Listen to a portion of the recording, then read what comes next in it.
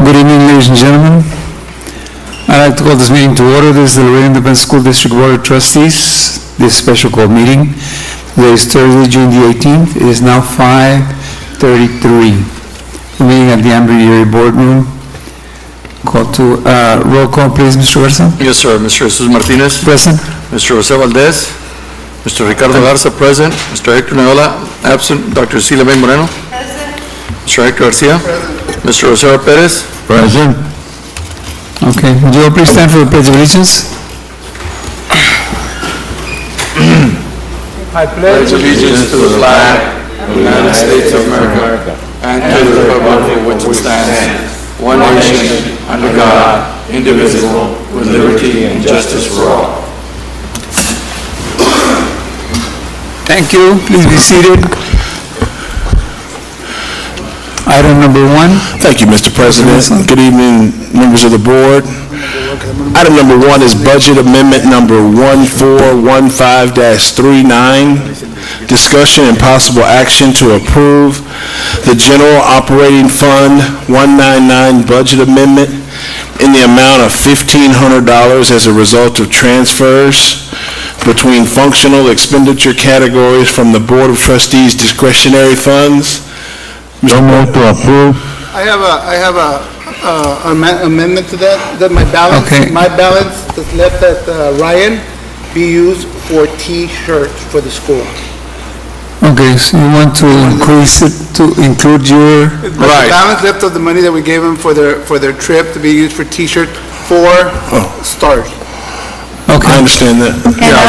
So does mine. We only give them Okay. during testing, Dr. Nelson. Currently, our procedures for shirts, we provide them for testing purposes and for safety purposes. Right, and there's a Not test for- this summer. For it's for the next year's stars test.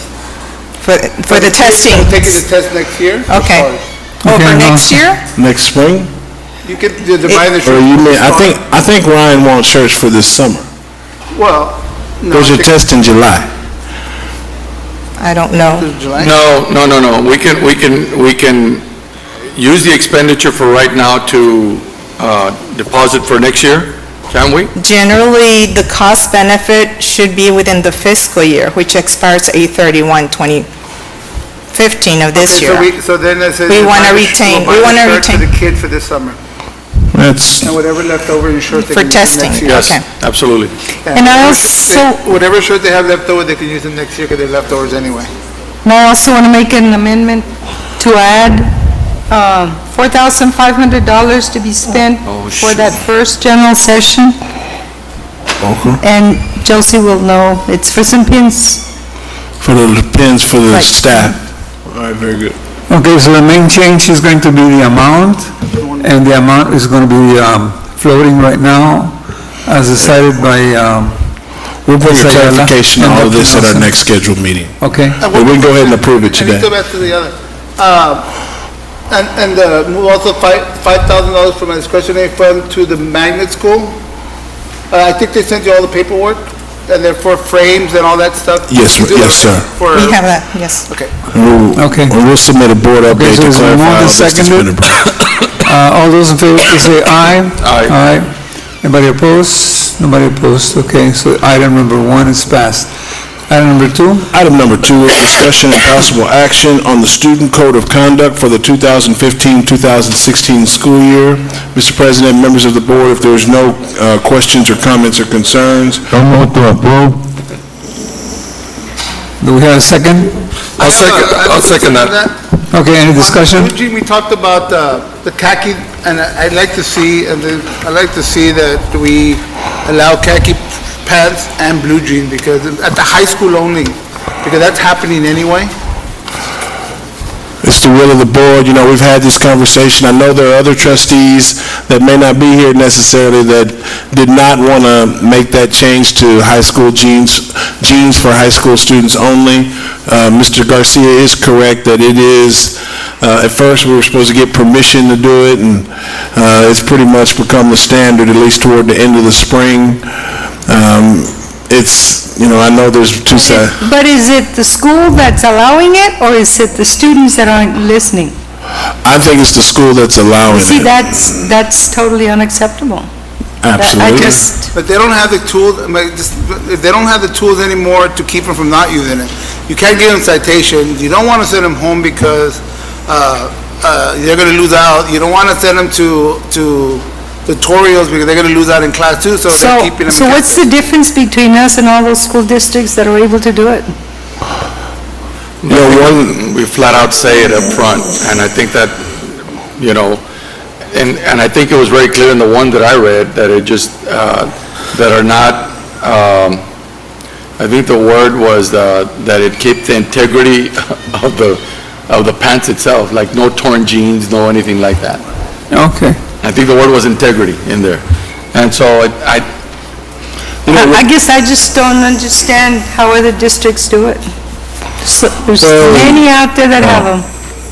So, then the motion is going to be, accept student code of conduct for 2015-16 school year as proposed, with the exception or with the inclusion of jeans and khakis. I'd like to make. For high school students only. Huh? For For high school students only. high school Okay, students yeah, only. okay. All right, so that's the For motion? that amendment, Okay. if it passes. Second? I'll second that. Okay. All those in favor, please say aye. Aye.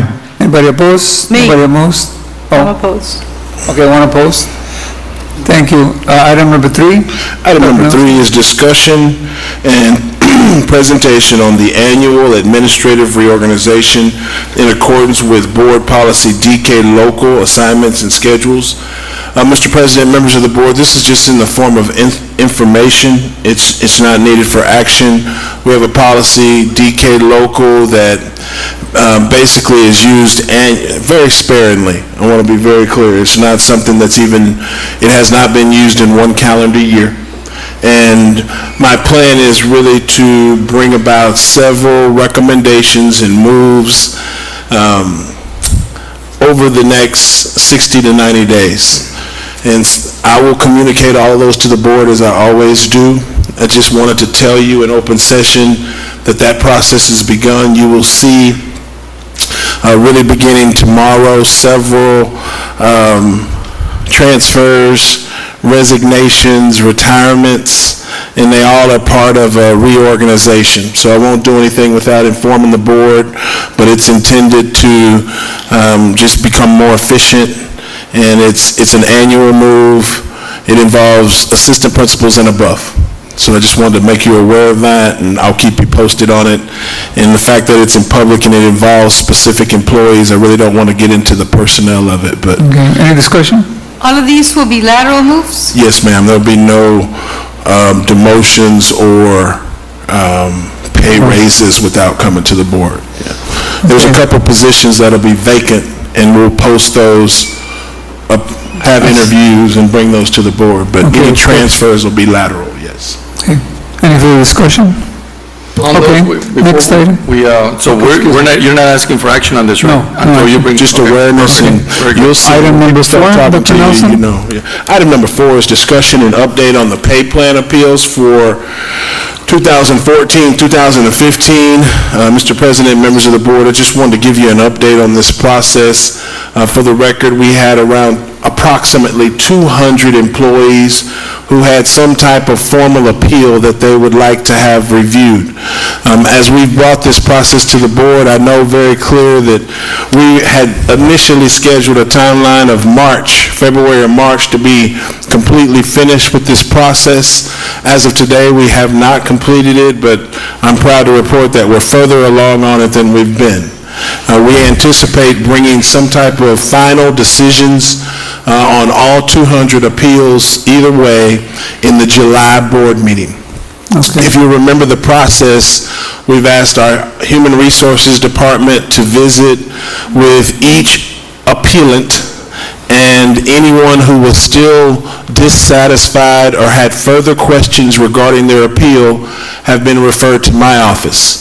Ms. Rodriguez and myself have scheduled approximately 12 to 15 conferences, and I've really, what I call, stop, look, and listen to all of those, and I'll be making recommendations based on my further research. So we'll have a final recommendation. Mr. Garcia sponsored an agenda item in June, and we were hoping to have action today, but it's not complete yet.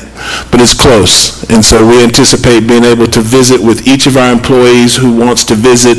I want to, for the record, and publicly encourage any employee who would like to have me review their situation, because with all due respect to TASB, they have a very structured review process. And when they review market value, they have their districts that they review. And so there's been other levels of research that people have done, and I've stopped and looked at those as best as I can. So that's the update I have, and I'll answer any comments or questions on the pay plan at this time. We Discussion? weren't, Mr. Garcia? just correct me if I'm wrong, I thought we were going to have a workshop, it was going to be part of the July 18th workshop, but you're going to bring it to us prior to that? And if we have any question, we can throw it to the 18th workshop, or you'll be done by then? I could be wrong on how I remember it. I thought the July 18th workshop was solely for the purpose of the Civic Center. Yes. We're making a decision on the Civic could be Center. wrong. So I think the board meeting is before that. The regular board meeting is, so well, I'm talking about ahead of that. Any other comments or questions, Mr. President? I have a comment. Yes, Mr. Perez? All these things that you're telling us, Dr. Nixon, that they're very thorough in analyzing all these positions. The only thing is not transparent for our people is that, they had a pay plan, they say they were being paid at a level 5. Now they went to 4, and they got more money, right, but in the long run, they're going to lose.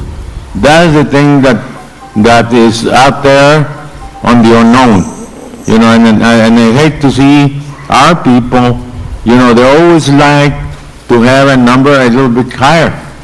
Well, it's not, because they went down in the steps, and they got more money, right, but where did they lose? At the midpoint that they were before or not? And that was not clear to the people that work for us. Yes, sir. And if we're going to be clear and transparent, let's go up instead of down. I mean, I'm sure that they have a formula to do the same thing by getting, let's say, they were in step 5 and they were asking for step 6, get the step 6 and give them the whatever it is. I mean, there's always a lot of ways to skin the cat, and don't come and tell me that it's not. But to us, the people that work for us, they're not content because of that. They still do not understand why they went down instead of up. And I know they got a few dollars more, but the fact that those numbers, that psychological number is still there in their minds. Thank Yes, you. sir. If I can respond to that, Mr. President? Yes, please. I think Trustee Pettis' points are well taken, and we certainly want to be clear on the recommendations that we're making to the board for final action. And just about every, in my humble opinion, just about every appeal has its own unique set of circumstances. And for the record, I want to respond to Trustee Pettis' comments by encouraging our colleagues and staff to schedule a meeting if they have something that needs to be reviewed. Because once that window closes, then my respectful response to anyone who comes up is that I didn't have a chance to review it. I'm telling you that now. But if they've come and met with me, then I've done exactly what they're asking to be done. If they feel like it wasn't done in a way that's fair by TASB, or a way that's fair by HR, or whatever their concern is, well, this is the window of opportunity that we have, and I would just encourage an employee that's been moved from 5 to a 4, but their salary went up and they want to stay at a 5, or I don't know, but they need to bring it to me.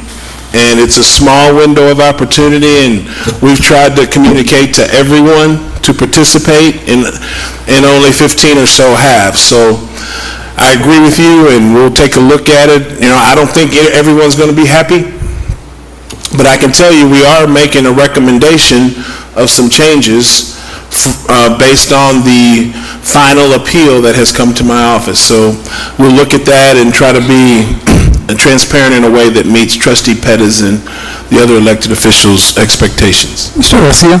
Just a quick, and I know what Mr. Pettis is talking about, it's more of an explanation, because my understanding, this is just my understanding, that if they were in a pay scale or pay plan 5, and they went to 4, and the only reason that happened, because they added Steps. another 2 steps. So basically, what they were trying to do is, you know what, you're actually taking a step up, but instead of calling it a 6, we're going to keep it at a 5 because we're adding 2 more and the money to it. So it really wasn't a demotion in the step, but just a recreation of, instead of from 1 to 10, it went from 1 to 12, or 1 to 15. But you did get a step higher and the money, but it's a different kind of scale than the one that was previous. That's my understanding. Well, and that's If it is like that, then that's true. we need to let them know, because Clarify, it's not a step backwards, but It's a new step scale. forward, because they just redid the plan from 10 to 12. So it's not but it does look like Mr. Pettis said, if I went from 5 to 4, I went backward, but it's a different pay scale. It's not a pay scale from 1 to 10, but 1 to 12 or 1 to 13. So they actually went up a scale or 2 plus the money. No, And it that's gives what them I'm saying. more room for growth. We'll try and clarify that the best we can. That's really a good summary of that particular example. I mean, we have some other examples for the record. We have an appeal, I don't want to violate anyone's rights, but we have an appeal where a paraprofessional, in their opinion, they should be a professional. And Human Resources, who monitors the Department of Labor Standards, General Counsel for the district, says there's no way they can go to professional. I really can't explain to you the Department of Labor technicalities, but I can tell you that I visited with those people and tried to really give them an explanation that they deserve, because they feel like there's an injustice. Most of the people that come to my office are saying that there's an injustice. There is something that is not right, and I encourage that. We're trying to listen as best we can, but some of it just needs to be clarified, and some of it will need to be recommended to the board to reconsider. But I've told this publicly, and it's been received with mixed results. First of all, I want to applaud Mr. Garza and HR, because they've really tried to work hard on this. But what I want to say that's sensitive, I already told him in private, is now that we've started this pay plan restructuring and cleaning up decades and decades of, I just want to call it loose payroll management, cleaning that up, we're not finished yet. We still have more work to do with job descriptions. We still have more work to do with pay scales, and we definitely want to do it in a way that our employees respect. We have employees, we have one department that feels like the whole department should be restructured. And so these are things that we're looking at before we bring a recommendation to the board in July. That's a great opportunity also, because we, as we've said back in March, we're kind of dependent on TEA to give us explanations on all of this stuff. And Region 1 to give us explanations on all this stuff. But let's put a timeline to it, because, we're coming back in July, and it's still, the worst part about it from my point of view has been that I've been waiting for that explanation since March. And there's a bunch of loose ends in there, and I know how you almost feel as far as, we also get tens of hundreds of calls also trying to get clarification. And if I don't know any better, I'm sure you guys don't know any better on this issue either. But let's make it a very clear picture of what everybody's going into, because I understand what Mr. Pettis says. A lot of people are in this job, and more so than anybody else, in this profession, people want to know what they're going to be making years down the line, and what at the end of the month what they're going to be making, and that's fair. I think that's fair for any position. So, but if we put it out there so that everybody can know where they stand, I think it's a good thing for us. We finally reached that goal. I know other entities around town that are trying to do this now.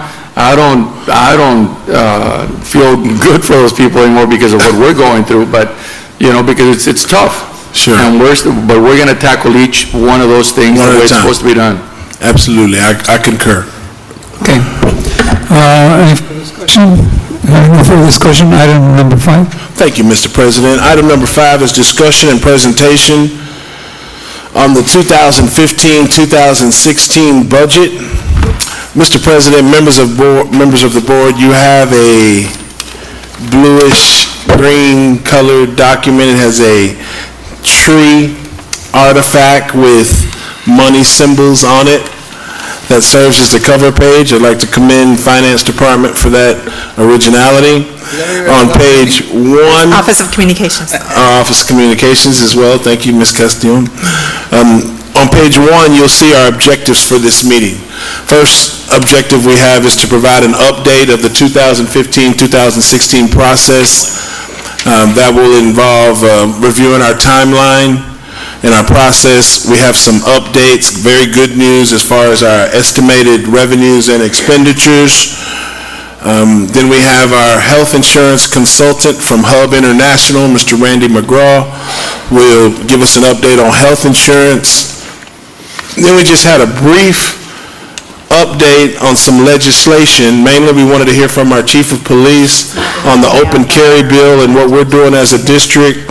We've got some other updates on truancy from Ms. Martinez.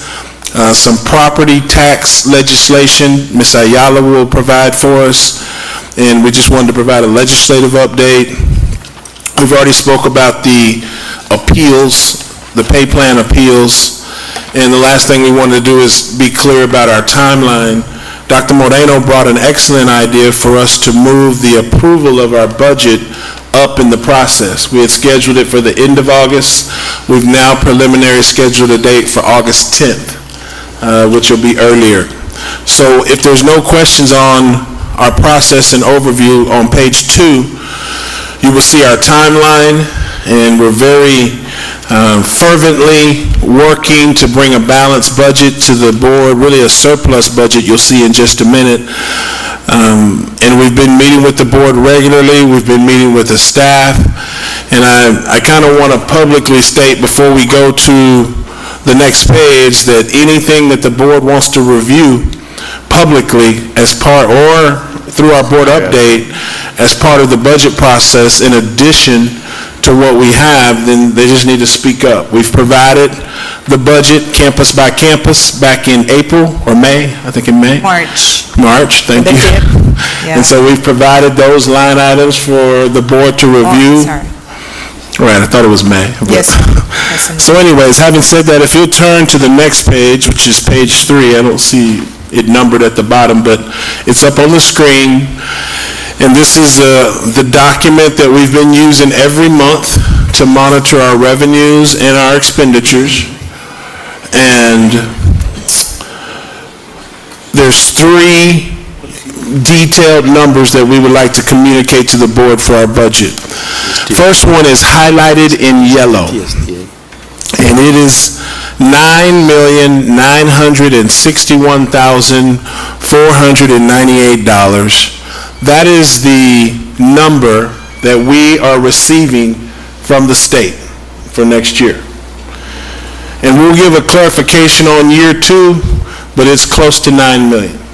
And we really will need to input all of our salaries and all of our savings and all of our plans. And property values, Dr. Nelson. And property values to talk about year 2. But for year 1, which we're asking for approval in August 10th, we're receiving $9.9 million from the state, approximately. What you see in green, Could I ask what that little 3 next to that number? Yes. Very good question. Ms. Ayala? Yes, Dr. Nelson, thank you.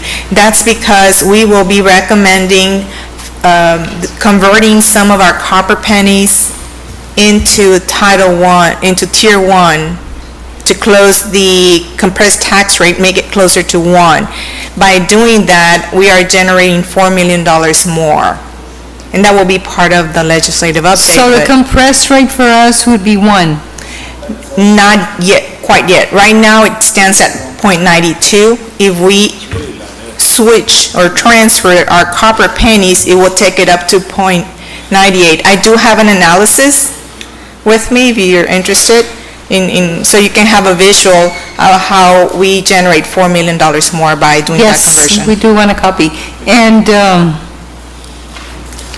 is the tax rate changing? She already knows us, right? 9821? Please. I'm sorry, no, it will still be at 104. Is the M&O, or Yes, the M&O. the M&O will still be at 104, and the INS, we do anticipate decreasing at some point. We do not have the final certified values, but we do anticipate a small reduction. So, Ayala, are we, at least keeping a close eye on the outlet, on what it's gonna generate in revenue for the district? Yes. Sir. Yes, obviously, our property values will increase by that amount, but that valuation amount, Okay. but not until it's finished. Yeah, but it's for the February of 2016. of next year. No, The, we're watching that closely. yes, the fractional funding will be on page 2 of the handout. If you will notice, the compressed rate for 15-16, it's at .9219. If we move those pennies, we'll go up to .98, getting closer to a compressed tax rate of 1, but not at 1 yet.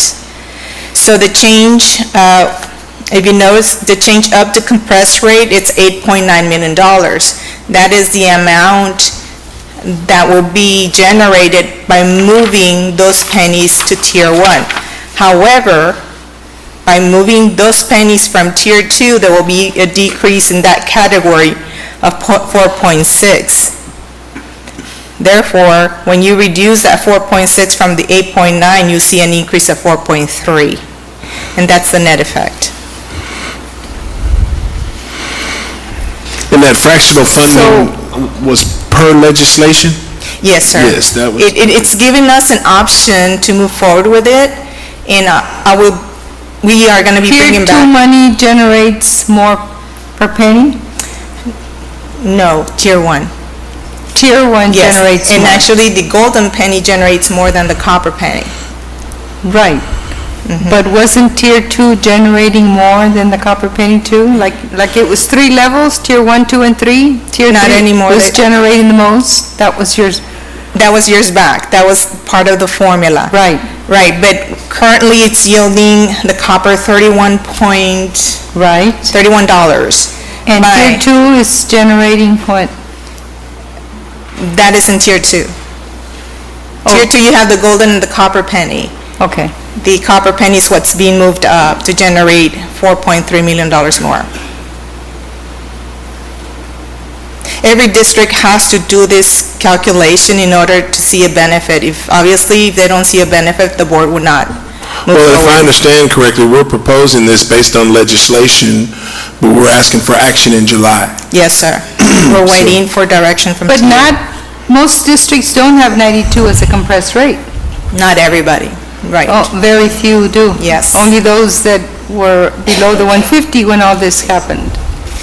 If they took the full reduction of the 66%, yes. What would be, That's what it is, that's what it is. It is what it is. what would be a Right. negative move as far as the copper penny movement, as noted, is a positive number? If the amount is negative, the We wouldn't amount... move it. Right, but what amount are we talking about that would be negative? The 92? I would have to go back to the budget and Okay. cut $4.3 million. Okay, so that would be it. Okay. Yes, You would have to be under that amount, the 4.3 million, that would correct. designate it Which as a negative, which... we would go into the negative right off the All right, bat. okay. Any other questions or comments? Only if it, for me, the only question would be, making these type of changes, I know that we're waiting for state legislature to make up their mind on what they're going to do. For the governor to sign them. Huh? For the governor to sign. Yeah, that's it. After that, I mean, we don't, or this does not get to paint a picture of 2016, 2017, right? In the next biennium, it will be mandatory. Mandatory. Right now, it's optional. That's why every district should be working at it. And if it's positive, obviously, it's a good thing. If it's negative, they don't move on with the change. For everybody to move to the 1? To get closer to the 1, in Tier 1, yes. So do we ever go from 98 to 1? That's if there's a change in legislation in the future, that they want to close the gap, maybe move some of those golden pennies, play around with it. We don't know about that. So when we do this, our tax rate is still 104. Yes, ma'am. So those 6 pennies are at what rate? 31, it had, generate 31.95. That's the copper penny. And these that are within the compressed rate, how much do we get? 5.8. Right. The basic allotment is calculated using the compressed tax rate in Tier 1. So right now we're using .92 because that's what we elected at that point in time. When you move those pennies, now you're using .98 against the basic allotment, generating more money, the 4.3. And that's reduced for those taxes that we don't collect, right? It's also based on our collection rate? Yes, for those taxes that we do not collect, obviously, it will be a reduction Right. in our local sources. Okay. So we'll follow up with this in our July board meeting. It is probably one of the biggest pieces of funding that have impacted, biggest pieces of legislation that have impacted our funding. So I commend Ms. Ayala, Ms. Pettis for monitoring this, and we'll get you some more information prior to the board meeting so you can make an informed decision. The other thing we wanted to highlight on our revenues versus expenditures document that we use each month is right now, because of the work of our staff and particularly the leadership of our finance department, we're basically planning to submit approximately $3.6 million surplus. And according to our plans in the past, we would recommend identifying the $3.6 million for an administration building to add it to that coffer. If the board wants more than that option, you know, we've talked about some things with our white fleet and our buses and one-time expenditures, but it's totally up to the board. We just wanted to offer those options, either admin building or white fleet. The good thing about that is that the money would be available the following year for salary. For salaries, right. And that's what we're trying to plan for as we bring it in October, November. So with that, we'd like to, if there's no other questions, we will definitely have another budget update at our business support meeting and be recommending some things for approval at our regular board meeting in July. I have one question. Yes, sir. Ms. Ayala, this is based on what percentage of our taxes collected? Are we still going with the 90, 96 and 98? We're using 95? 98. 98%? Yes. It's And then- aggressive. Huh? It's an aggressive, yes. What did we end up this year at?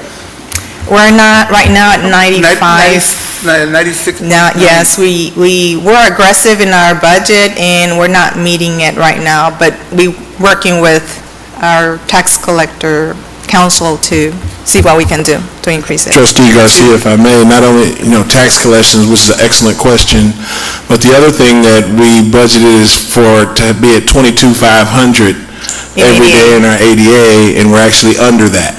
So we're at 22,400, which is less revenue. So these are things that So we know are we are... adjusting that ADA on this projection? Yes, ma'am, Yes. we're going back to 22,400. And I do have our assumptions, they're attached to the paper. that Page I gave one, you. right. And are we going to read the same thing with the tax collection? If we've done it for 2 years at 98 and we haven't hit it, that Yes, sir, we are adjusting to we're going to adjust it more maybe real 97? numbers, Yeah, yes. so we're more realistic on what we're going to be at? Yes, sir. I think we have to remember that ADA every time we tell students they can't enroll in our schools. Absolutely.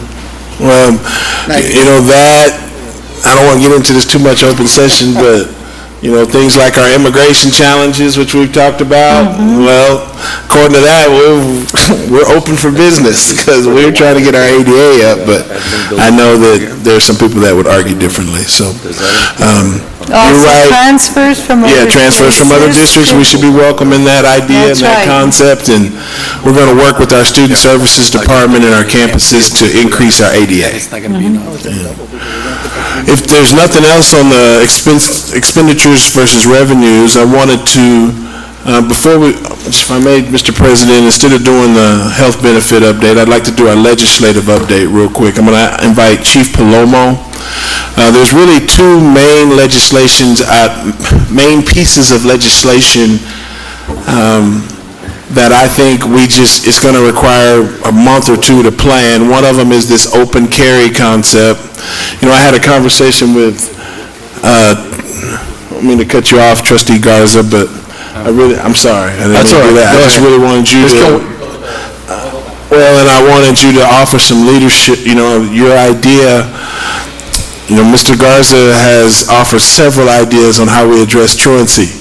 And so one of the things I like the most is us creating our own plan. And you kind of talked about that, and maybe having police build a budget, and we work on something internally. So we're not here to talk about that because it's not on the agendas per se, but if we just start by allowing Chief Palomo to give a little overview on the research he's done on the open carry legislation and how our law enforcement is working to make sure we prepare for that. Chief Palomo?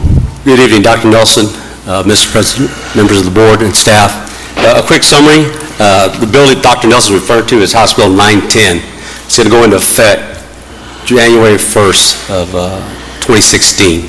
So basically what that bill does, if you have a concealed handgun license now, it's going to allow you to openly carry. Now, this particular bill doesn't expand where you can carry your weapon. So there are still restricted areas like government buildings.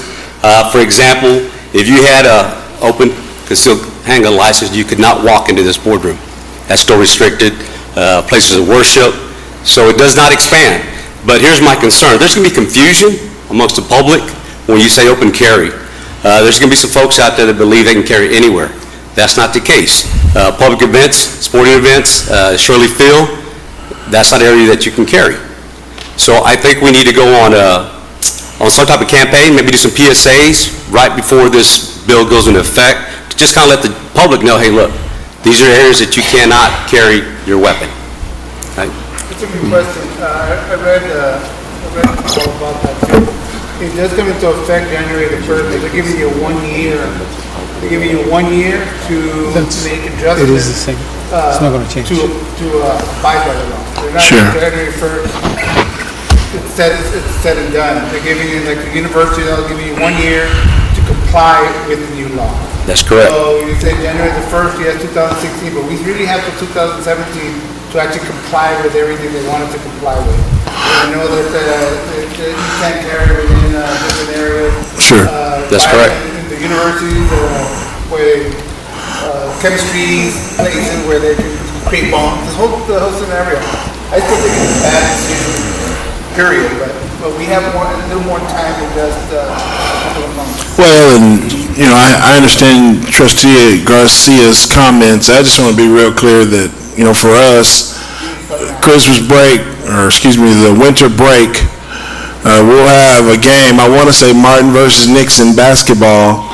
And so if people are going to try and start walking in there carrying guns, I want it to be, number one, I agree, we got to already have communicated that that's not allowed.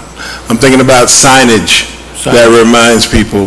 And we just don't want to create this conflict where our police officers are having to do something that's considered blindsiding people. So we have games in December, and I think we should warn people, and so that when we come January, we're actually not back in session, but we have basketball games, and I could almost see people testing it. I'm walking out with my, for us, that would not be good. Let me ask you this on the issue of that particular change. Open carry, does it give you any specifications on how close you can get, let's say, to our campuses? My idea would be, we really don't have signage anywhere in any of the schools that it's unlawful to carry a weapon within 200 feet of this campus. That's number one. Number two, I'm not sure that stipulates how far from the campus you can have or not have. You could actually walk up to the front door. That's where it stops. You can't go inside the building. So we're going to have to put signage up, Because we can put signage up that says, any property that's in the ownership of Laredo Independent School District is not allowed. So that means parking lots. That means before you get to the door. And I'm not sure if that's possible or not possible, but I would want the signage to start there. I think we would have to check with council, because I believe the way it's written, You can actually carry it in the parking lot, you just can't bring it inside the building.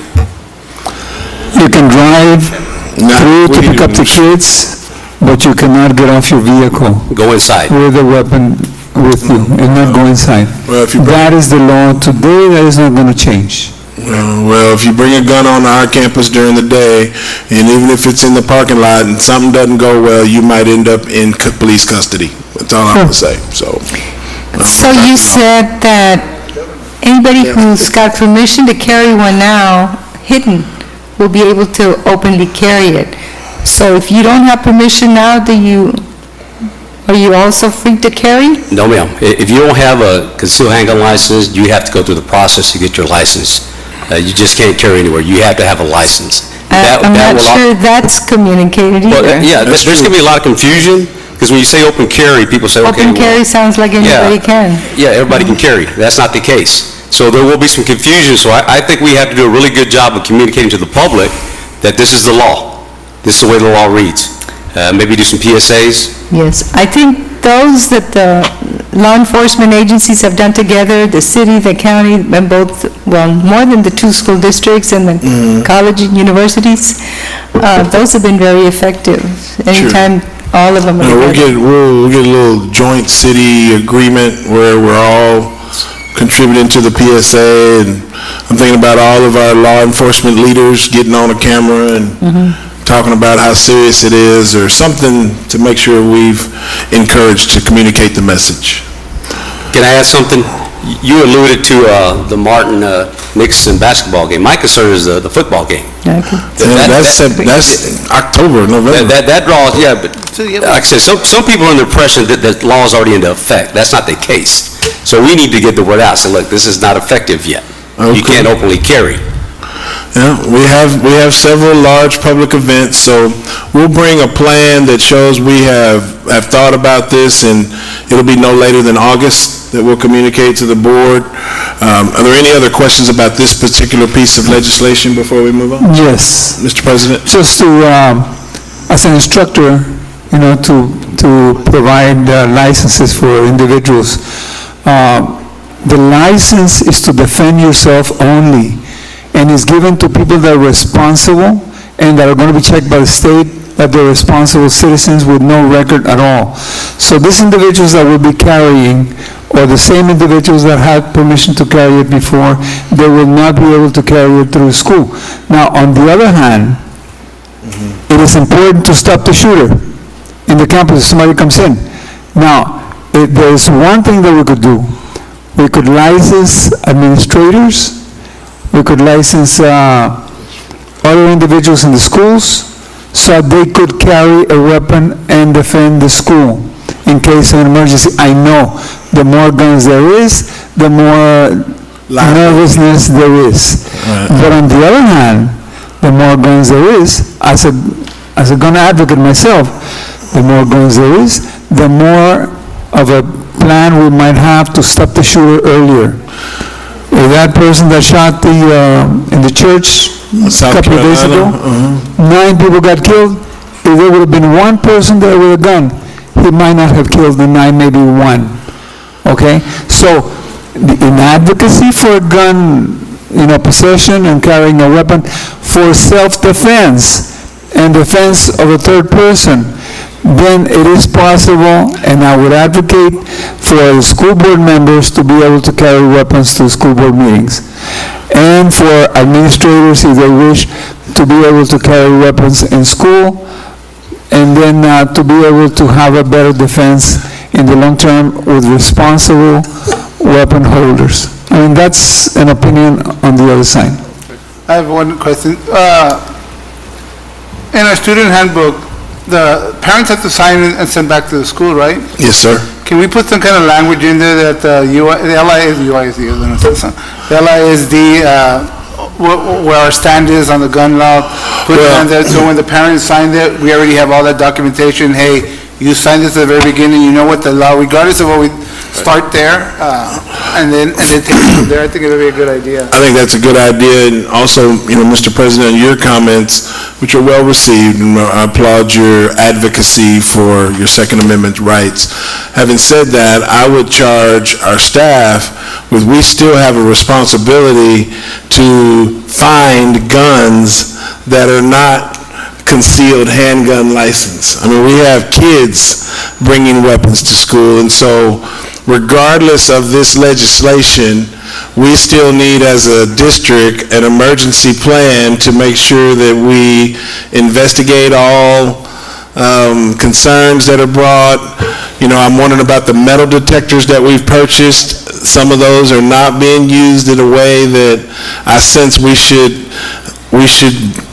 make sure we engage those initiatives that we purchase, because I know the board president, he's told me 100 times, he's been to campuses, and the metal detectors are sitting on the side, not even plugged in. I know that's not every school, but I just think in June, it's a good time to challenge our police department to coordinate a review of all of our weapons prohibition initiatives. So we will definitely do that. And if there's nothing else, what I wanted to say in the interest of time is we have a couple other big pieces of legislation. As I said, I didn't mean to interrupt you, Mr. Garza, I'm sorry about that, but you know, this idea of decriminalizing truancy, we're going to have kids that 10 days into school, they've missed 10 times. And so with all due respect, the question is, what are we going to do about that? And if the judge is not part of our cycle, well, then we're going to have to come up with something else. And so I know that our Student Services Department has a host of programs and innovative ideas, but we're probably going to need to present that to the board in July so that we can be real clear on our plan to deal with chronically absent students and what we're going to do from August 24th forward. The other legislation that we don't have to do today, but I just wanted to make sure you know, is in the area of curriculum and instruction. I forgot the Senate bill number, but it is I testified on this bill. Didn't really matter because the bill still passed. I testified against it, and it House Bill 2804, and it is what we call A through F districts. And so this time we have not received any communication from TEA, but every school is going to get a rating, and it's going to be a grade letter. And I can already tell you that for me, I believe the ratings will be poorly correlated to economic status. So the more levels of ELLs and kids that are economically disadvantaged, those school districts on their bell curve in Austin are going to get D's and F's. And where they don't have poverty and English language acquisition issues, those schools are going to end up with A's. And we've already spoke to the Senate and the House against it, and we'll continue to prepare to meet the challenge. But I just wanted to, there's also an opportunity district that has passed. It has not been signed by the governor yet, though. And basically, if we have a school that's low performing 3 times in a row, we will lose their ADA, we will lose the supervision of their principal, and it will just be something that will be deemed unacceptable by this board and our community. We also have the pre-K funding, which is going to be an entitlement grant, and we're trying to be the first one to turn in our application for this pre-K funding, because we believe we'll be eligible, but we have not received communication yet on what the application process looks like. It's possibly as much as $1 million for us as a school district, according to the formula mechanism for pre-K. So, Dr. Nelson, I hear that we've got some students who maybe passed the test and the state doesn't count them as having passed? Right, so good point, So Dr. with Martin. us, you know, getting ratings and all of this stuff that they're doing, why aren't we, you know, communicating back that how can they be doing this to us? For the record, La Jolla Independent School District and the Laredo Independent School District have been the leaders in communicating this injustice to TEA. And we're getting feedback weekly from Region 1 that our inquiry has been received positively, and we think it'll have a positive effect on our ratings. We have a couple schools that if they change how they're measuring our ELLs, it is the difference between a school meeting our indices or not meeting their indices. So I just want to answer your question before I let Ms. Ramirez add some information that we are the ones speaking on this. So have we let our legislators know? Well, this is really a testing issue. This is what I'm talking about is... That's okay, legislators pass a lot of For the future, laws. yeah, I understand. Not for the future, for now. Well, if they won't listen to us, they'll listen to them.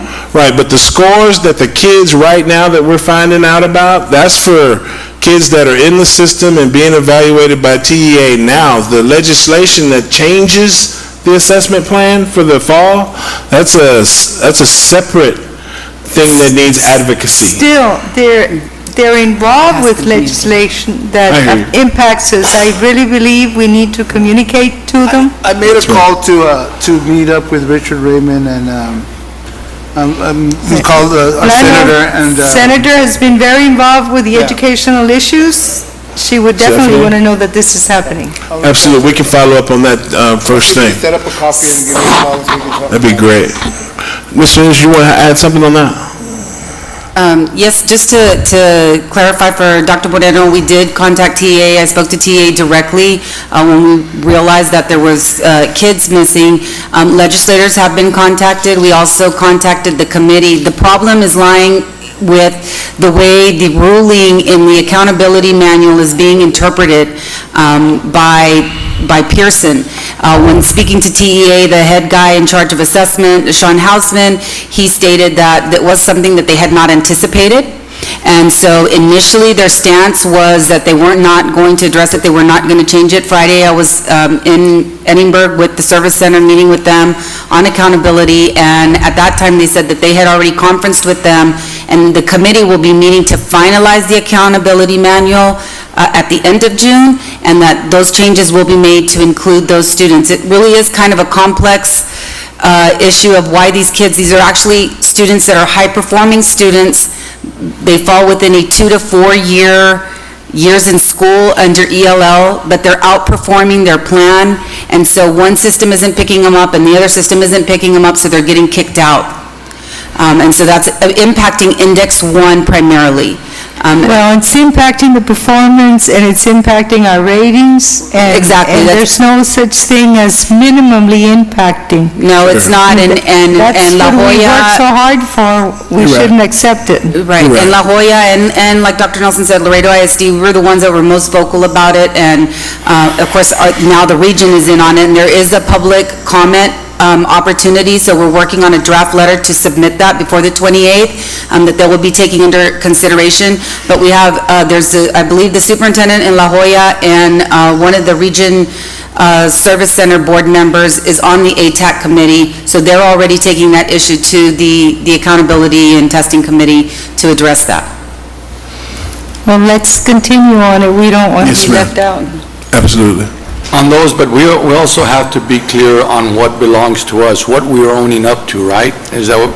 Right. As far as what the problems that we have internally, and why we're not getting to a certain point internally. Well, right, instructionally, I mean, we're still working with all the kids. It doesn't change whether the kid passed or didn't pass. All of the impact that this issue is having with the accountability manual is impacting the rating system. Right. And in some cases, for example, in Index 4, students have to score at a final level 2 recommended in order to get credit in 2 or more areas. Well, this year there was only one area in 3rd grade, 2 in, because of taking the math out.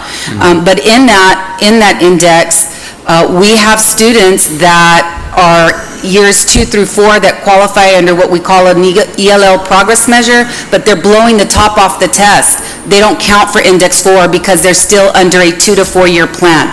So which is good, but it's not good. So this one particular campus had tremendous gains with their ELL population, but they're not getting credit on it on Index 4 because these kids have only been in school for 2 to 4 years. Right. So why should we accept that? Well, you have to look at it in both ways, because it's also a cushion for giving those It's the students. same test, they didn't take any modified tests. No, So- no, they don't take any modified tests, So why- but why not? the ELL progress piece to it allows room for those students who are not progressing at that level to not have to meet the standard at STAR. So it's a cushion for students that are ELL students years 2 through 4. After they hit the 4 years and they exit their progress plan, it's a little bit complicated, but once they exit that plan, then they're on regular STAR. But they have a cushion to give them time to acquire the language and get up to par for their performance. But we do have a large group of students, and I'm going to use Bruni as an example, because they're the ones that are right now teetering between making Index 4 or not, but they have a large population of ELL students that are years 2 to 4. If those kids are being excluded, it's only 11 kids out of the 200 that were tested. If we put those kids back in, they go to 26. So their score goes from a 10 to a 15. But those students, so I would be for those students being included at Bruni, but I would have to go look at, well, what impact does it have on all the other campuses? Because it could have a negative impact on all the other campuses to include their ELLs. It just so happens that with Bruni, these kids did really well, but they're not going to be included in the index. So there's just a lot of dialogue to happen with it, to really consider all aspects of it, because you do want the cushion for those students who are still progressing in language acquisition, but now we've got a campus that did well and had gains In Measure 4. in Measure 4, and that's going to cause them to possibly be improvement required, but they had all the gains that they needed to have, but they just have such a large percentage of kids that are still years 2 to 4. So it's not that they're not being exited from the program or anything like that, it's just that they're still within that cushion phase. So, on that Measure 4, what counts? Is it their performance on the test? It's performance on STAR, and they have to score at a level 2 final recommended on 2 or more subjects. So at the elementary, because they removed math, they had to score a level 2 final at 3rd grade reading, only the one, if they were 4th graders, reading and writing, and if they were 5th graders, reading and science. And so when you look at the breakdown of the kids, 4th grade, I believe they had 82 students that took the 4th grade. Of the 82 students, 76 of those were years 2 through 4. So those kids don't even factor into it, whether they scored or they didn't score. Okay. I appreciate that. It's complicated. I didn't know if the board, Mr. Garza, anybody wanted to speak to Ms. Martinez about the decriminalizing truancy? Or if you want to just wait until, thank you, Bobby. So is there any way we can find out what other districts are doing with this change on dealing with truancy? What ideas others have? No, we So plan that on we doing all can- that, definitely. I hope we can stay at the forefront of ideas and innovation on this issue. Like I said, and it's been, I guess for the last 2 years, it's been my contention that we become a little bit more introverted in the way we do things, that we become less dependent on external agencies or parties to try and help us, that we become totally dependent at one point. And this is part of what I wanted to get to with this, that we create a system, and not necessarily for the sake of doing it, but for the sake of getting in my mind, I'm using truancy as a secondary phase. In my mind, I want to see how fast we can get the person back into the classroom. Sure. And like I told you at our meeting, how many people touch that one truancy case every time that one of them happens? And we started naming everybody, and the number of man-hours that are wasted on trying to get one kid back into the classroom. And so we have to sit down and really look at ways of cutting that in half, cutting that into 3/4, just figuring out a way that we can be, that by the time they get to the JP courts, that they will have needed to be at the JP courts, that it's just not an automatic send. And so that we can find and be a little bit more innovative on what we're doing. Good evening, board members. Exactly what you're explaining, Mr. Garza, is what the new update, the legislative update is requiring for the districts to do. So there's a list of interventions that they're requesting for us to do and the JP will be like the last resort for us to do. So they're also including for us to refer them first to the Juvenile Justice Center first, before they even go to the judge, to JPs. So there's a lot of issues that are coming along. We already kind of have a list. We had planned about it since you had requested for us to investigate, to have maybe a good idea for us to have our own hearing officer. So we have things in mind already. We were willing to, consult with other districts, just like Dr. Moreno suggested. We haven't done that yet, but because this is just recently new. We have a lot of plans in place. We'll present them to Dr. Nelson. We'll present them to you all. If you all accept them and want them, that's fine. We do have the manpower to do it within our student services team. LPD, our PD chief, and our at-risk coordinator and our student services team, we have been developing some ideas of creating our own interventions and our own, system so that we can do everything in our power and to have a faster pace on getting these kids back to class. Well, the success rate is going to determine three things. Is it in the best interest of the kid that we're doing this, which it is in my mind? Is it feasible for the school district? Are we getting 100% participation from the whole school district to get this done? And number three, and it's very important that we look at this, even though people don't want to discuss a lot of things that we do from a financial point of view, but I want those figures to be part of it, because if we're saving money by doing it our way, I want to find out. But if we're doing it in such a way that it's going to increase our operating cost, or we're going to do things that are different, that's the prudent thing to do. So we need to find those things out. And so it's not necessarily that we create a plan, but it has to meet that criteria, you see? And we can be saving a lot of money, but we're not making any progress with the kids. So it's kind of have to have those three tiers in there. And we feel very strong that it will work, because it's not going to be depending on anybody else but within our own people, which hopefully will be better results in that sense, because it will be faster and recommended by our own campus principals and our staff. Mr. Martinez. Yes, just some concern. I know that what y'all are planning, but you're talking to the choir here. We've been talking about this for 2 years. We put a program at Martin High School. What do we get out of that? Detention center after school, we were monitoring. They were doing all kinds of physical stuff. At the beginning, you all proposed a police partnership with the police department. What happened to that? What the results of all that? We haven't heard about that. How many ARDs did we have in the district? How many kids lost? All of this stuff is things that you should bring up to us, but ARDs, Attendance Review Committee. How many kids lost? ARCs. I'm sorry. I'm like ARDs is something. ARCs. How many of those have we? ARDs is something else. How many of those kids lost credit? All of that has to be brought up to me. How many kids did we take to court? How many kids lost credit or didn't do it because of attendance? We had a lot of these programs, but we haven't heard the fruits of any of these programs at all. We want to keep on creating, but what we've done, we have no measurement, no zero. And then we brought somebody in just to do that, and we still don't have any measurements for that.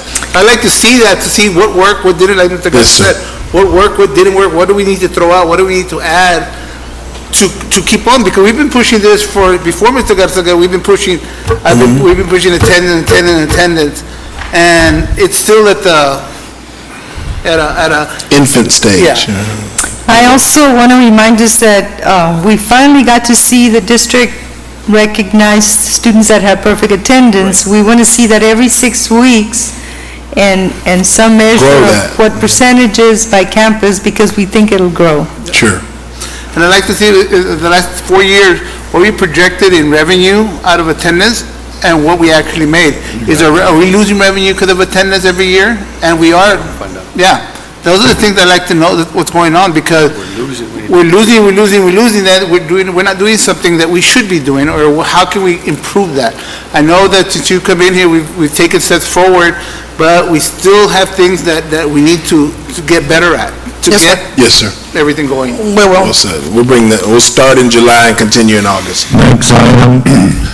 Thank you, Mr. Perez. Next item. Thank you, Mr. President. The final item that we have for this budget workshop is to hear from our health insurance consultant, Mr. Randy McGraw, who is a representative of Hub International.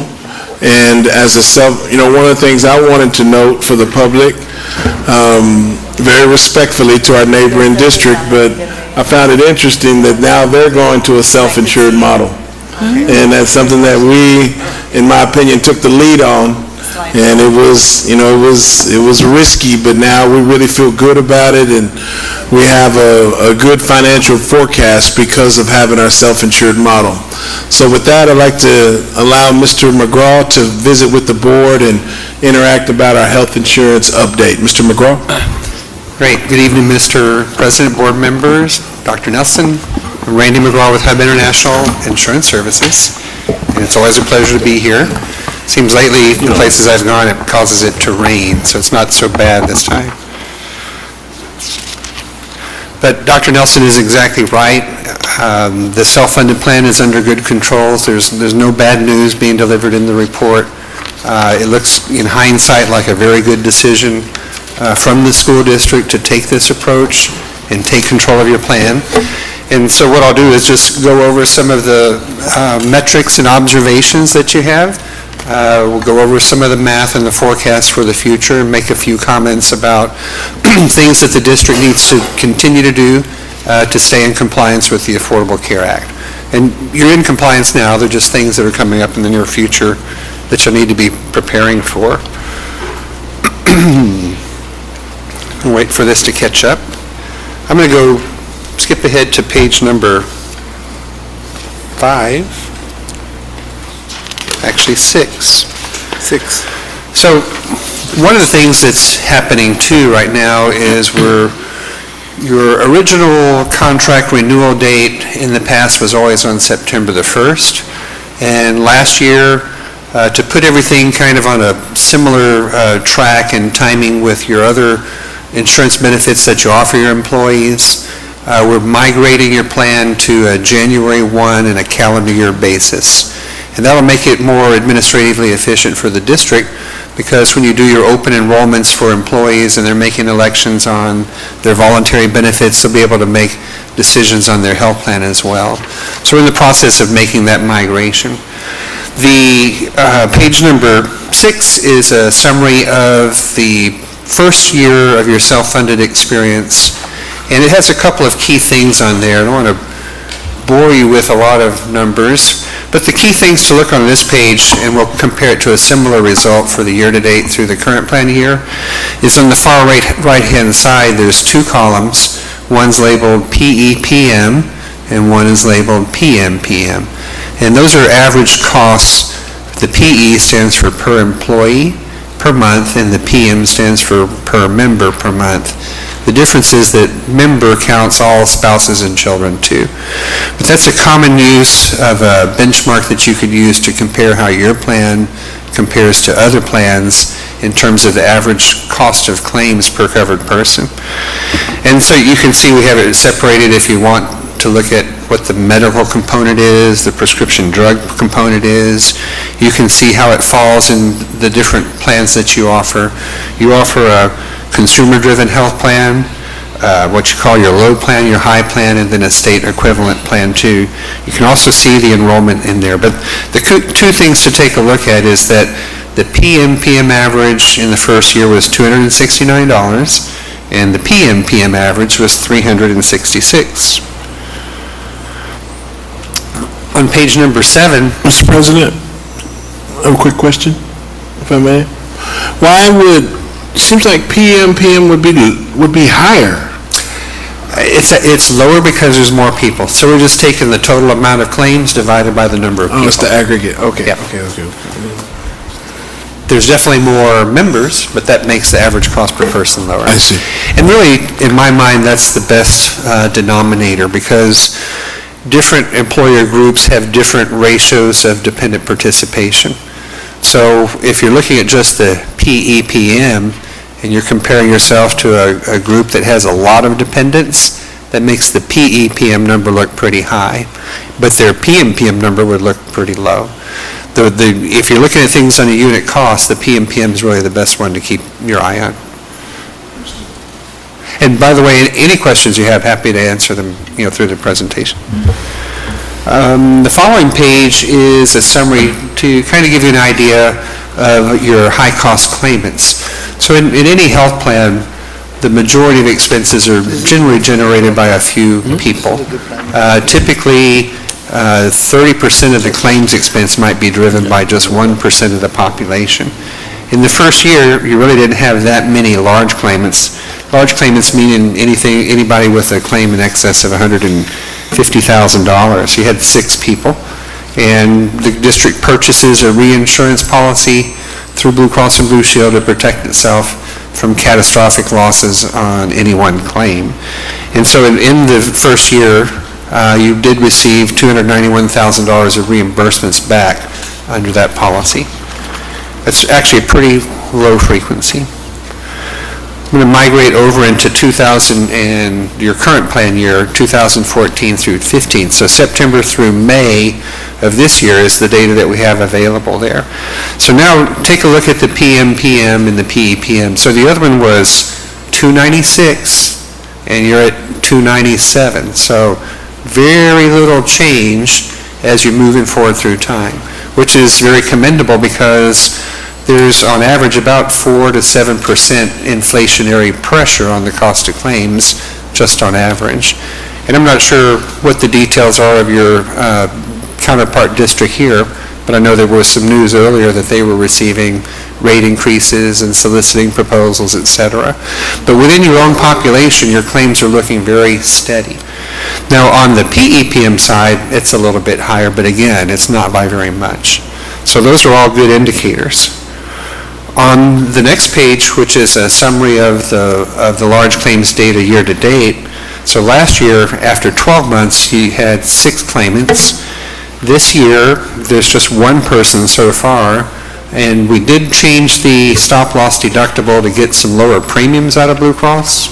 So we have a $200,000 deductible right now, but you only have 1 person in excess of the limit so far. Last year, you had 6 in excess of the $150,000 limit. So again, not only is the average cost per person low, but the frequency of the large claims doesn't look bad either. And you'll see that on the next page too. Mr. McGraw? Yes. Mr. President? Yes. Thank you. So could it be that the reason we have 6 in last year and 1 in this year is because you cut it off at April? Correct. Yeah, Maybe they're going to rack them up between May, June, and July? possibly. Okay. And that's true. So yes, basically we have 8 months worth of data right now through through May. So there's still 4 more months where things can stack up. 10-4. So that's exactly where. Now on the next page though, we've got a listing showing you where you are right now. And so you can see there are some claimants that are approaching the $200,000 threshold, but they're not over that point yet. Is our contribution to these plans exactly the same for every employee? Yes, ma'am. At one time it wasn't. I know it is now. It's 368. 36, I think. Yes.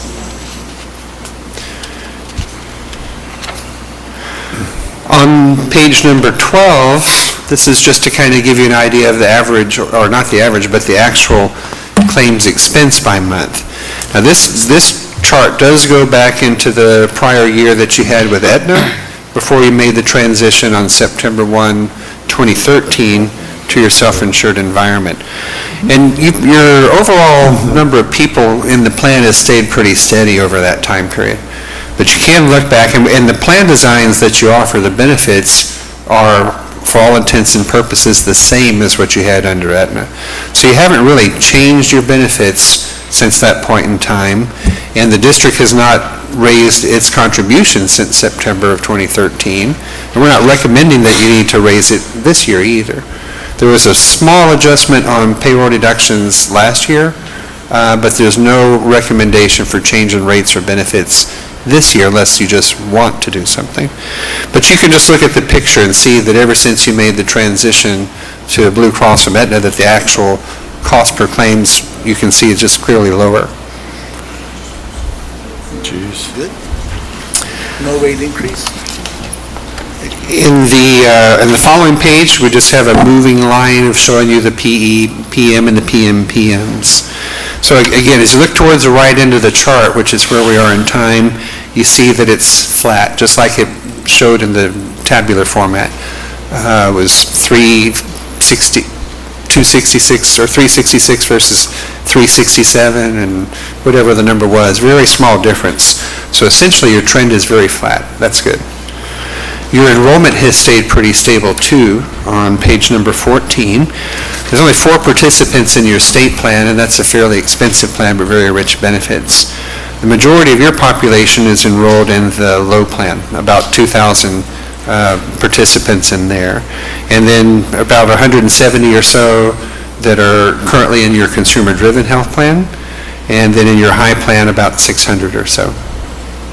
But the enrollment has stayed pretty stable ever since you kicked off the plan back in September. Page number 15 takes your data and it separates it by the plan. So it's not unexpected that the plan with the richest benefits has the highest average cost, so that's the state plan. But you can see in the high plan, which again, that's the one that has about 600 participants, because it has the second highest level of benefits, its average cost is running higher than the low plan, which is around that $260 threshold on average. And you have about 175 people in the consumer-driven health plan, and based on the data there, it looks like these are people that don't use the plan very much at all. Why does state plan go up so much? It's just a function of the math. There's only 4 people in there. So it doesn't take a very big claim to make the cost per person look high. Let me ask you on the I know that, and I'm very proud of this, of what we're doing here, but we still unfortunately have to compare ourselves to our sister district. Sure. And I think we have to put things in perspective, and we know that they have deeper pockets.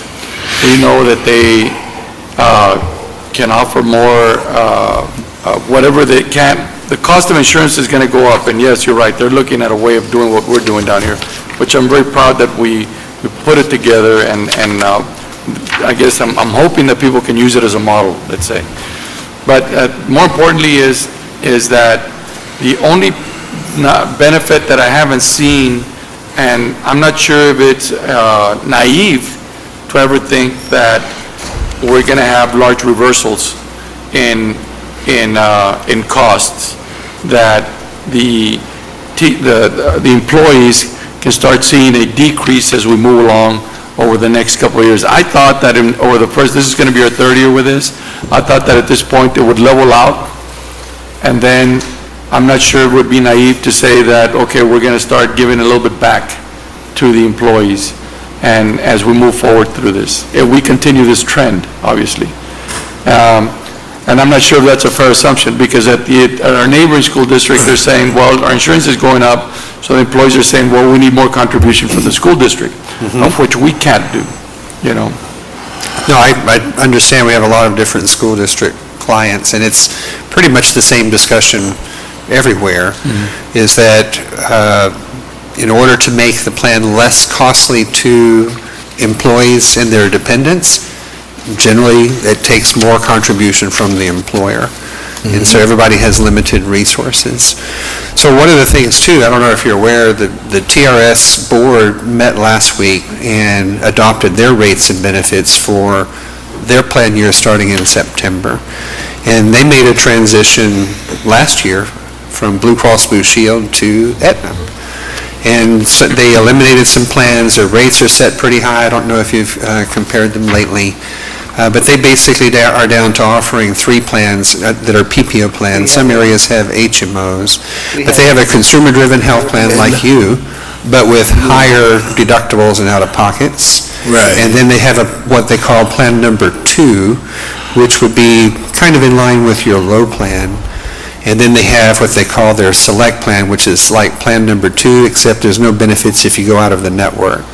And then in certain areas, they have a smaller provider network. And one of the reasons that TRS changed administrators is, they went through an RFP process like you did, and they felt that by selecting Aetna and some of the programs they were going to do, that they'd be able to control costs and keep them down.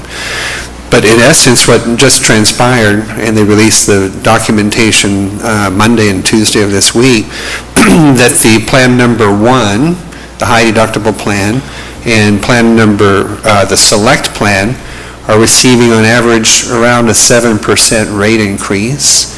And the plan number 2, similar to your low plan, is receiving about a 10% increase. So even all the things that, that Aetna came to the table with, and all the new concepts, and all of their efforts to try to control costs, there's always upward pressure over time.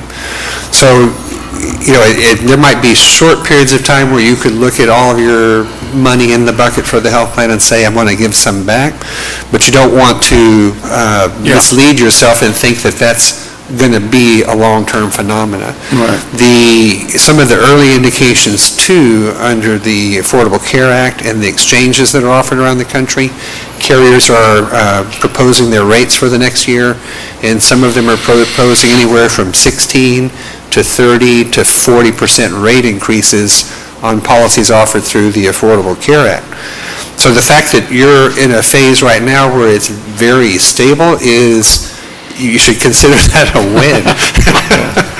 Now, the other thing, though, is, and we've had other discussions, too, is, what are some things that we can do to keep it there? And so along the lines of looking at wellness programs and incentives to put in place to try to encourage people to make any lifestyle changes that may have adverse impact on their consumption of health care or their propensity to, become diagnosed with a chronic disease. Those are some things that we can do to try and keep it there.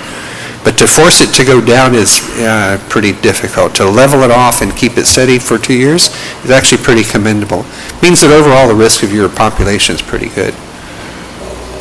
So we should start promoting more and more that Wellness. the wellness program. I expect everybody at the pool in the next week or so. We also had Aetna 1-2 years, and that was, they came with a pretty picture and lied every day after that. So they threw them out of our district. So, I'm from the very first day I ever came here, I told you I'd always be very candid anyhow. So there are a lot of purveyors of wellness programs that would lead you to believe that it's somehow going to lower the cost, and there are a lot of concepts that haven't proven to be very effective. So you did have a wellness coordinator here under Aetna, and it didn't stop that train from going off track.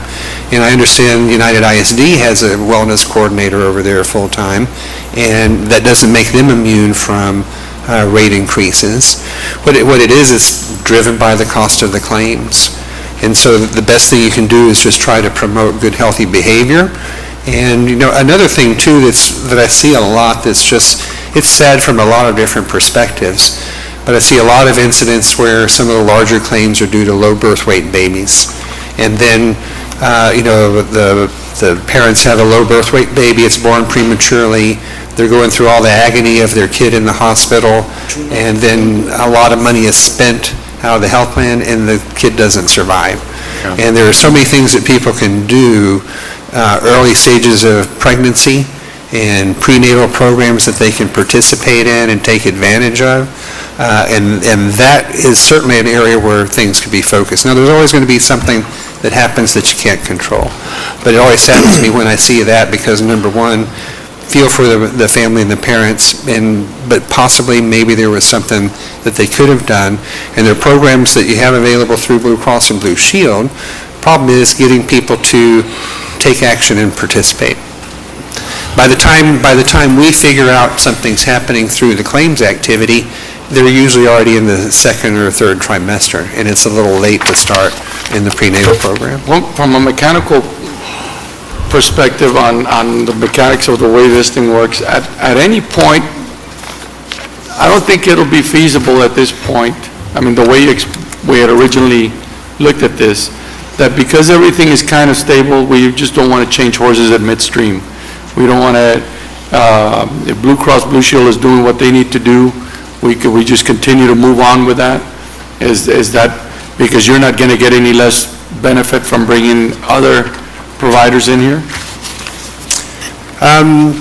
Well, so one of the hardest things for plan sponsors like yourself to do is to take proactive action before things happen. So in other words, everything's in terms of the funding of your fund and your plan are in really good shape. But when you see the trends start to change in the future, even though you have adequate money in the fund, you really would be better served to make small incremental changes as you go along, whether it's increases in funding from the district or the employees or changes to the benefit plan design. But a lot of times I see too, because resources are always tight, that the employer will say, well, we have a lot of money there, let's just wait. But due to the effect of compound interest and inflation working against you in the healthcare delivery system, if you don't take proactive action, then suddenly you can find yourself in a situation like you saw with the end of your contract with Aetna, where you have some major rate increases. Right. So the main thing is to keep good watch on it. We update your forecasting every month. I know Ms. Ayala checks every week, checks the check register and looks for things there. And then just being aware of any changes or concepts or programs that could be implemented early on and take advantage of them is the best way to go about it. Good. You know, Mr. President, one of the things that's come across Ms. Ayala and I's desk is this concept of there are people out there now auditing claims, and they're making a suggestion that Blue Cross Blue Shield is not being as transparent, let's call it, with some of their processes, and it's to the tune of $1 million or more that the self-insurer could recapture. And I just wondered if I know Ms. Ayala spoke to you about this movement, and we've been approached, and I just wanted to hear your thoughts or concerns about, So actually, I met with the representative that came and visited you today while I was here, because he's also made the rounds to other self-employed or self-funded employers here in the area. And so, one of the things, and so honestly, your plan is performing pretty well. It doesn't mean that there's somebody that could be stealing money from you, but if they were stealing lots, it would be showing up in your claims data, and it's not. Your claims data is level. Now, does that mean that there's not somebody who's siphoning things out of there? Only an audit would determine that. But I did have a meeting with the man who's been pitching that for you, and they're going to proceed to look and see if they want to go ahead and go forward with an audit. So in your agreement with Blue Cross, just like you would have with any other claims administrator, there's provisions for an audit. As a public entity, you have to have the right to audit people that handle your money anyhow. So that's a given. But there is a process to be followed, so actually forward those over to the gentleman so that he can run it past his partners, and then they can pursue and see if they think that's something they would move forward with. First of all, I would be disappointed if they found a great discrepancy, because one of the things that we do when we analyze your data before you made your recommendation is we took line item detail, claims information, and we compared it across all of the different proposers.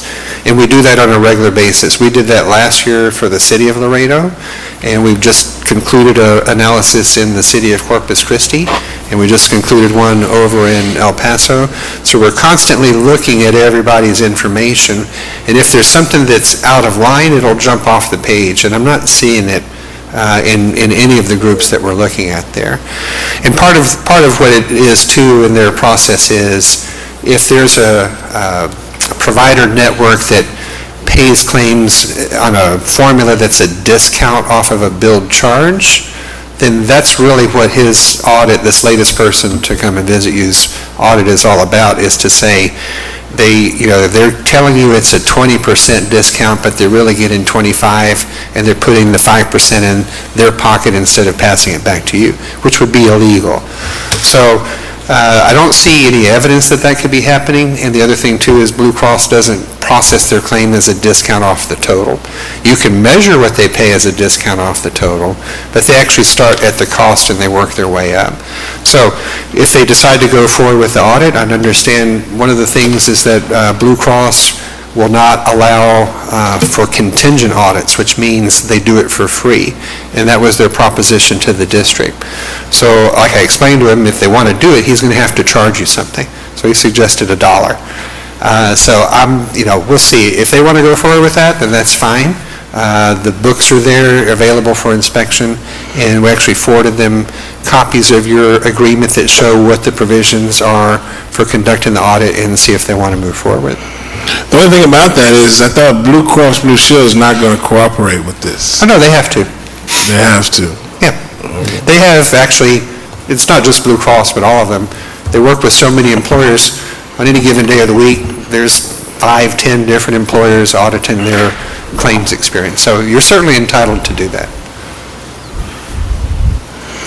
I guess it's only, as a matter of fact type information that, that we use every avenue that we have at our disposal to get these things. I don't want to find out 5 years from now that we should have done it 5 years ago. Well, that's where I'm at. We had a salesman, very respectfully to the gentleman that came, and I felt like it was a sales pitch, and was explaining to us that we have these claims that are not being accounted for properly through Blue Cross Blue Shield.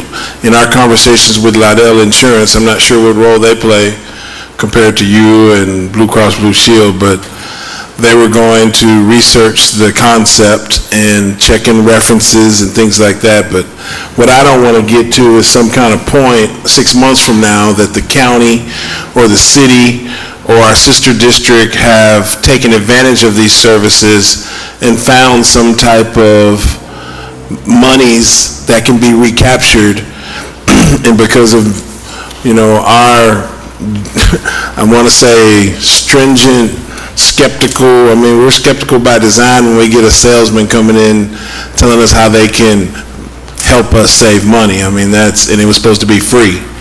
So it's a very political issue. The gentleman that's doing it, I think, has worked with several elected officials to get an audience with paid staff. And so if you hadn't heard about it, I'll be talking more to the board about it offline, and just making sure if it's something the board wants to do, we do with consultant from our health insurance consultant. Sure. You can also do it through an RFP if you're going to do We it. can do that too and open it up But too. you're only gonna find, if you find anything, it's a 5% cost in, which you were talking about earlier. Pardon me? Within the billing. That's standard across.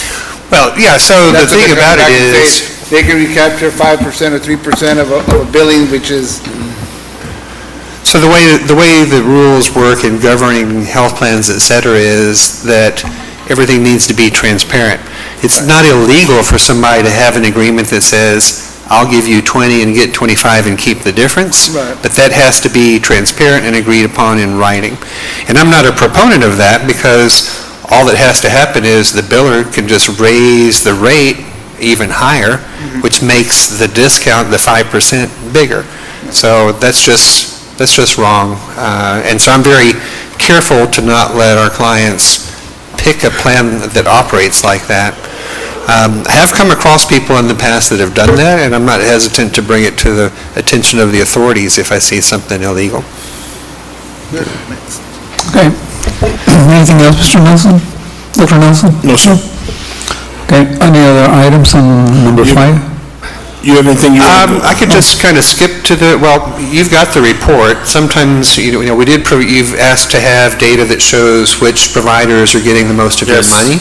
So there's a couple of pages there that show who the top recipients of your dollars are. So that would be like page number 18. And so hospitals get the lion's share, and you can see that most of your people, or most of your dollars, are going to Laredo Medical Center, followed by Doctor's Hospital. And then you can see some of the cases start to move outside the area if they become a little more severe. You can also see the same thing holds true on the outpatient part. Could in you the hospital. tell us, it's paid by the plan, and the next one is paid, That's just telling you the average cost per claimant. So if we took like that 890,000 divided by the 54, then that's how the math works out there. And so the average cost per per day. claimant, that's the average cost per claimant? Correct. And the last one is the average cost per day? Right. So those are other ways that people like to compare their plans. It doesn't tell the whole story, though. So for example, Laredo Medical Center has an average higher cost per day, but they could be seeing more expensive courses of treatment than Doctor's Hospital. You'd have to dig a little deeper to see if one's lower cost than the other. Although we can tell you that on average, on a same type of procedure, the Doctor's Hospital is a lower cost setting than Laredo Medical Center. How about this new issue with the 30 hours on the substitutes? Who will qualify for that, Dr. Nelson? We actually have summary comments at the very end of that. Right, that's why I'm Okay. asking. It's like 33 people. Right, but who qualifies? Those that have worked 30 hours on the average for the year, or at any time they did 30 hours? It's good. As soon as they hit I'm sorry, go ahead. So, I like to joke around too. The government wrote a 72-page document on how to count to 30. So what you do is you pick a time frame to average out their hours. So the most common process in all of the other school districts and public entities we're using measure people for a year. So you pick a one-year block of time and you count your employees and how many hours they work. Now for schools, you also have to add 501 hours to the equation, and that accounts for the time that you're off on break on summer. Because if you took that gap and then you did the average, a lot of times it would fall below 30, so the government said specifically for schools, count the hours in that 12-month time period, add 501, divide by 12, and then actually the rule is if the number is 130 hours or more per month, that's the same as 30 hours or more per week. So in essence then, you take a snapshot of your population, which is what we've done, and that's what it mentions at the end of this report, and those are the people that are deemed to be eligible. And then for those people, you have to offer them benefits. So the way we would have it proposed would be that on September the 1st, they'll be offered benefits. Now, because we measured them for 1 year, if you offer them benefits and they select them, then they're entitled to stay on your plan for 1 year also.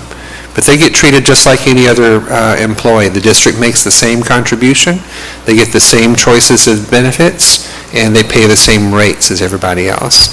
So they're entitled to stay on, but they do have to pay their share of the premium. Now, let's say on the very first day of September, they drop down to 5 hours per week. Doesn't matter, because they qualified in that time period with the average of 130 or more per month or 30 per week. And so in the data set that you provided us, and you'll take another snapshot as you get ready to go and make your offers for coverage, but right now it looks like there are 33 substitutes, or we just call them variable hour employees, that previously you haven't offered benefits to that you'll need to offer. So this is something we really need to monitor, because if I need insurance, this might be my way of getting it. So I might take the job simply because I have a high claim need. Yep, so there's always the chance that one of those persons is a high-risk individual, or that only the high-risk individuals decide to accept your plan. What I've noticed from a lot of other districts and other employers in general is this has caused HR, your department managers, to take a closer look at your staffing. And one of our school district clients said, now that they actually pulled the data and they're looking at it, especially in the category of substitutes, they're saying, well, we want our substitutes to, be as good as or has the same credentials as a teacher. So if we're going to offer them benefits, let's raise the bar a little bit on who we're going to have as our frequent substitutes to make sure we have good quality education. The other thing that some are doing is to say, okay, now we're going to try to manage, that number and try to make sure that when there's instances where you can control how often that they work, that you try to keep them under the 30-hour or more average threshold so that you help to minimize the risk. So it's caused people to take a closer look at how they're doing the staffing and what their approach is going to be. And I hear you saying, Dr. Moreno, that the more the merrier. If we can attract some quality subs by offering them benefits, then that'll be a good way to add to our substitute pool. And it's not to be insensitive, but I mean, I have heard, where I've been told I need a job because of the insurance, and you don't know that they're a high claim risk, going in there. And you don't want to sound insensitive and say no just because of that, but I know that there's people out there, and I feel for them, that they want to get in because they do need it, and they can't get anywhere else, or they don't have the money to pay for that. Sure. But the risk factor for us is, goes up. Well, and also the risk factor is that it could impact everybody else. Yeah. Right. It does. What I've seen so far, because starting in January 1 is when different plans had to start to comply. Because your plan previously cycled on September 1, you haven't had to comply with it yet. But I can tell you, for example, the El Paso Independent School District has a substitute pool of about 3,000 or so subs. Out of those 3,000, about 140 passed the test. Out of the 140 that they offered coverage to, 11 took the plan. So just because they're deemed eligible, now it doesn't mean that one of the 11 isn't going to be a high-cost claimant. But it's, some of the early concerns were, before they came out with the rules and you figured out how to do the testing, is how's the district going to offer coverage to, hundreds of new people because you're strained on your resources. So it's not, in terms of the number of people that participate, it hasn't been overwhelming in any case that I've seen. Right, except that it takes a while to understand the system, so you're not going to have it immediately. It's going to happen after Sure. works out about how it And so works. that's where the natural reaction from employers is to say, what do I need to do to manage or mitigate this Right. risk? Let's either, maybe the solution is to just hire more full-time people. And as opposed to that. Now, one of the interesting things too, though, is that sometimes fines, we discovered in one district that they actually had, in the support services and janitorial staff, they had like a pool of part-time people. But unbeknownst to HR, they didn't realize that these part-time people have been working 40-hour work weeks for the last 3 years. They're constantly out there filling gaps. And so that's even before the requirement from the Affordable Care Act. That would have been a problem because that was kind of slipping underneath the radar, and they really didn't know that this was going on. So part of the new rules are helping to flush things out and allow people to kind of clean up their practices. You can only work now 130 hours every 3 months, or you consider that full-time. Not the IRS is going to charge you, I think it's $2,700 per employee, times whatever you have in there as a penalty. I just went to a workshop in Austin about that. My employees. So that janitorial pool thing was created a huge liability. It used to be 32, now it's gone to 30 hours. So I'm cutting everybody down to 28 just to give that loop. Yeah. So the only other thing to point out outside of, going through the math, but the forecast doesn't require, I'll just bounce back to that just so you can see. We go through taking all of your expenses, trending them forward. As I mentioned too, your current trend is basically flat. We've got factored in there an assumption that the cost of claims at any time could go up 7% in a year. And so even with a 7% growth inflation where you're showing none right now, it still shows everything is very good. And the other thing too that we talked about before is your reserve fund balance, and that's the amount of money that you have in your bank. instead of sitting at Blue Cross and Blue Shield. So we're estimating that at the end of this year, you should have at least $5 million of your money in your bank. I know you're not earning a lot of interest right now, but it's yours. If you're fully insured, you would have shipped that money off to Blue Cross Blue Shield already, and it would be their money supplementing their bottom line. So that is kind of the cushion that you have. Now, it's there for a reason, and that is to cover the cyclical cost of claims. And if you ever stop the plan, there's going to be claims that come in for a few months after that. So your claims, you can see your claims expenses about $14 million or so in the last 12 months.